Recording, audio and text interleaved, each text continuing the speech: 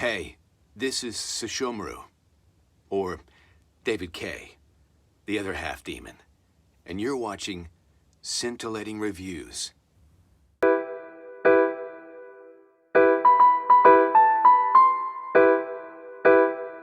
See? Like I said, it was only just a matter of time before we cut off the comedy relief and we head off towards the blood, gruesome gore, and our very first murder in the series. Aloha! Welcome to Cyntillating Reviews, and tonight we will review episode 4 of Higurashi When They Cry 2020. So, I did not take a whole lot of notes for this episode. Again, just like with the Yashahime, it is just so much more that we had to watch and kind of pay attention towards too, but I do have a little bit on my notes here to where we could just talk about some things and just review some things, and it takes a lot for me to cringe, but this episode took the icing for the cringe. It was so well done with the sound effects. It was crazy. It was insane. And very close to Halloween too, by the way. This episode will be in a style of a podcast, so if you want to minimize my videos while listening to me while doing something else, that is totally fine. I won't be offended. I have to give 2 disclaimer outs. The first disclaimer is be forewarned that I will be discussing blood and gore, and while there wasn't so much of it, it was enough to get a person's stomach turning if they're not into this type of series. And the second warning is spoiler alert is now in effect.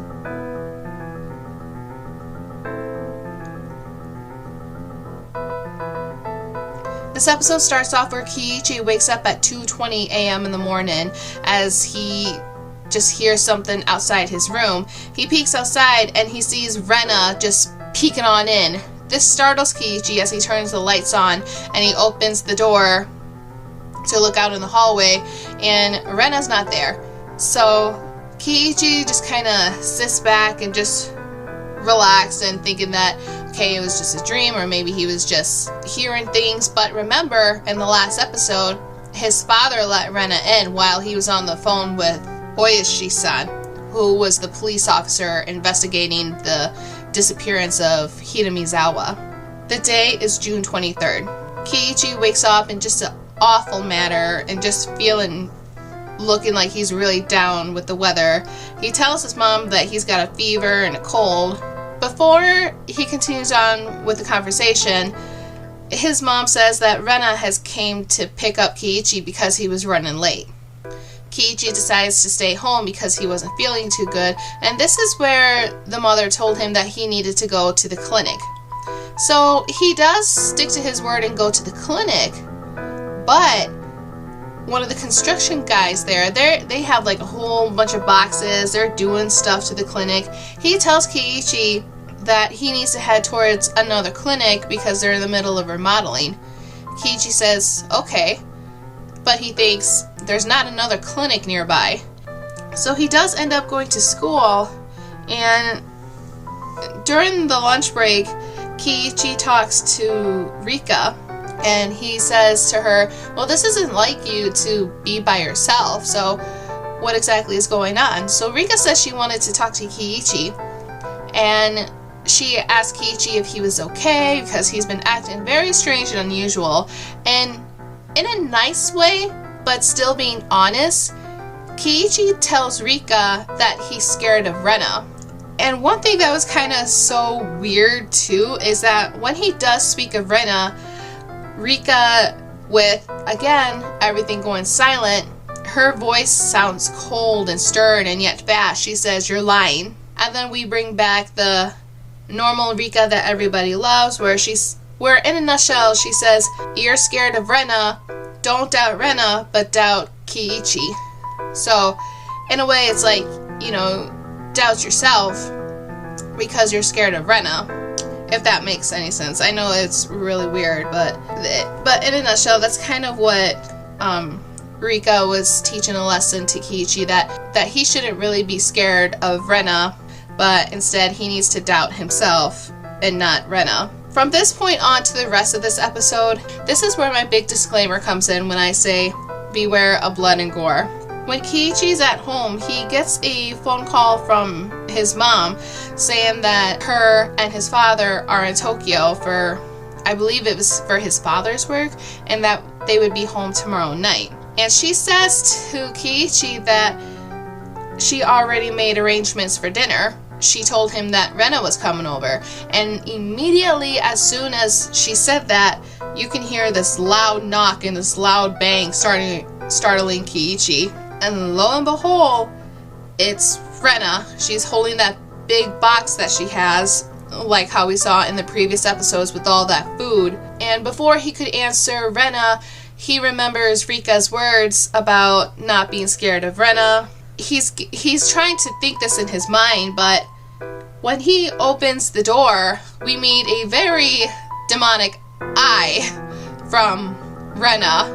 So of course there's just a lot of things coming on here. And this is where the scene changed dramatically versus the very first when they cry. I will explain, but first I'm going to continue with this episode. Kiichi lets Rena in. She's in her normal preppy self as usual, and he wants to help Rena with the food, but she pulls the box away from him, saying, well, I got it, and she heads to the kitchen. When Kiichi was channel surfing on the TV, Rena, you can see the shadow on Rena's eyes, not seeing her, taking the boxes out one by one. Now, when you see that from Rena, you know something is going to happen. Now, opening those bento boxes, rather than it being the food, it looks like tools, and it looked like tools that could help commit a murder. So you see rope, you see like a hacking saw, you name it. They're not food. When Kiichi goes into the kitchen and wanting to be next to Rena, we come in shock to where we see Rena just started to like really using her two fingers. I believe she used her pointer finger and her middle finger, and she just scratched on her neck. And the scratch on her neck it opened the wound up. So it's like, okay. And the sound effects of the scratching, I'll leave it to your imagination. But it just gave a nice like sound effect of what exactly is happening. We then hear Rena say, I have to protect my father. I have to protect my family. And it's too late. I'm under Oyashiro's curse. And Rena's plan is to kill Kiichi, and she could be demoned away by Oyashiro. And if that plan becomes successful, her father will be saved. So think of it like a sacrifice. And Oyashiro reached out to Rena. And I'm just going to put it in the way that I see it. I don't know if this is completely right or not.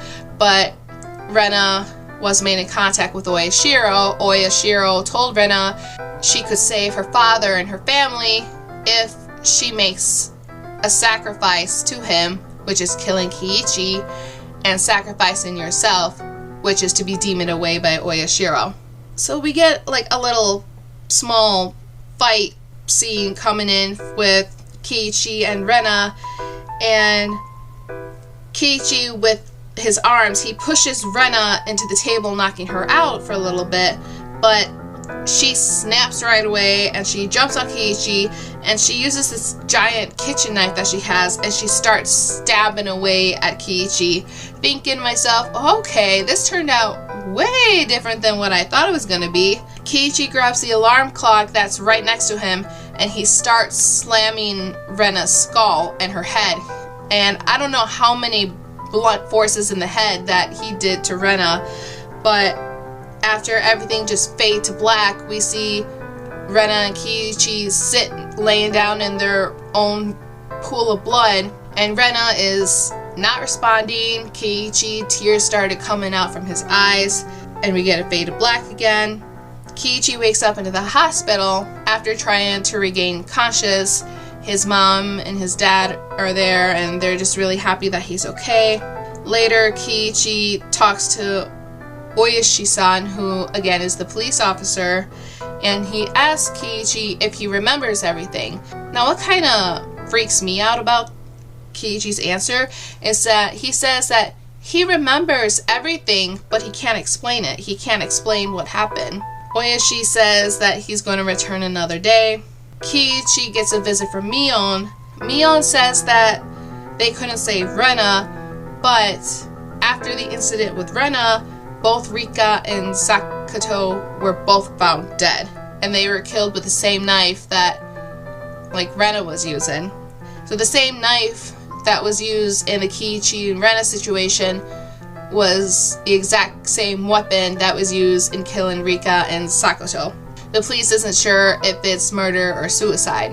The last bit of the episode, we have the nurse come in, and she asks Kiichi, before we get started, I want to ask you about some symptoms. And he says, symptoms? And the nurse says, does your neck feel itchy? And as soon as she said that, 2 fingers from Kiichi goes up to his neck, and he just pushes down, like, right where the vein is on his neck. And the shot pans up to the sky as we hear Kiichi just scream bloody murder. So this is the end of episode 4 of Higurashi When They Cry 2020. Now I'm going to go back to where I say the visit with Rena was much different when Rena first came to visit in the very original When They Cry Higurashi. She was never entered inside the house at all. Talking the original When They Cry Higurashi, she would struggle to open the door, but Kiichi, he slammed the door shut and it caught Rena's fingers, and she says, ow, ow, that hurts, please let me go, please let me go. And he was able to open the door a little bit so Rena could pull her hand back. And before the incident happened, he was already on the phone with Oyashi-san, the police officer, and after that incident, he went back to being on the phone with the police officer. And Kiichi says, sorry, Rena was there, and he goes, wait, Rena's there? What do you mean Rena's there? And Kiichi looks out the window, and it's rain is pouring down hard, and with the demon eyes that Rena had, she was speaking something, and Kiichi was reading her lips, and she was saying, I'm sorry, I'm sorry, I'm sorry. She just kept saying it over and over again. So I really like how we got a big difference between the scene with Rena just saying that she's sorry, to where Higurashi When They Cry knew it's just a total bloodbath, and it's like, oh, okay, I really wasn't expecting that at all. So I was actually curious about the neck scratching and if there's some symbolization with it, and I've seen it multiple times in anime, but I just didn't know if it meant anything or if it's just there for the character's development. But looking through, there is something called a psychogenic itch, and technically what it means is that it's a disorder where the itch is centered of the symptomatology and where psychological factors play an evident role in triggering intensity, aggravation, or persistence of the pruritus, end quote. Diagnosis is difficult, frequency is really low.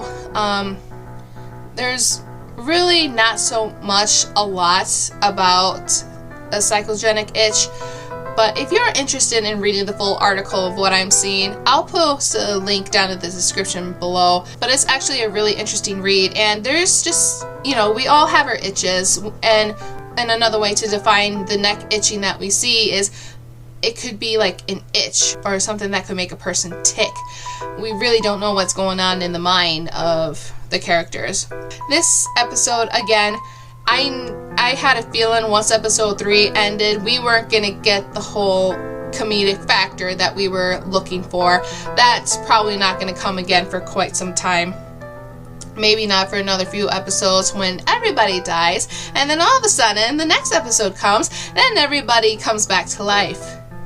But I'm glad we had a little bit of an explanation in episode 2 on why everybody is coming back to life, and it's because of this Hanyu character.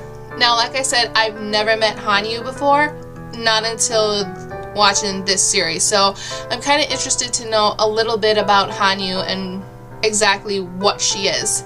So thank you guys so much for stopping in and taking a listen at my review and my overall explanation of episode 4 of Higurashi When They Cry 2020. What do you think of this episode? Let me know in the comments below. Subscribe to Cyntillating Reviews. Help me make it grow. I want to see something come out of this. If you want to be notified in just the Higurashi videos, click that bell down below. Or if you want to be notified for all of my content, make sure you click on all notifications. A special thank you to David Kaye. I was very, very excited when I got the shout out. I was holding this for a week on end.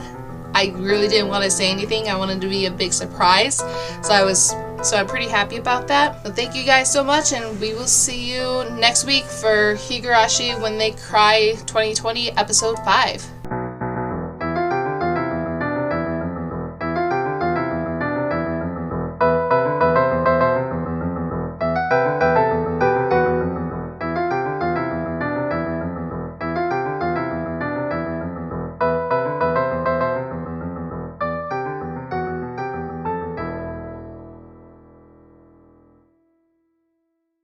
Our simplest prevention is our biggest protection.